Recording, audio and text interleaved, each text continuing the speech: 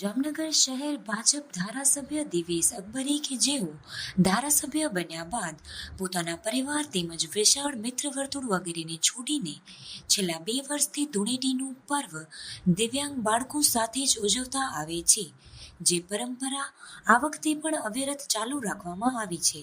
આજે સવારે અણધાબાવા સેવા સંસ્થા સંચાલિત આશ્રમમાં અભ્યાસ કરતા બાળકો તેમજ અણધાબાવા સેવા સંસ્થા સંચાલિત વૃદ્ધાશ્રમમાં રહેતા વડીલો સાથે રહીને ધૂળેટીનું પર્વ મનાવ્યું અને મૂકબધિર બાળકોના જીવનમાં ધૂળેટીના રંગ સાથે આનંદ અને પ્રેરણાના રંગો ભરવાનો વિનમ્ર પ્રયાસ તેમના દ્વારા કરવામાં આવ્યો હતો। असत्य पर सत्यનો વિજય છે એવા પાવન પવિત્ર આ પર્વ પર સર્વેને મારી હોળી અને ધૂળેટીની હાર્દિક હાર્દિક શુભકામનાઓ। ભગવાન તમારા પરિવારમાં રંગબેરંગી રંગથી સુખ સંપત્તિ સમૃદ્ધિ આરોગ્ય રાખે એ ભગવાનને પ્રાર્થના।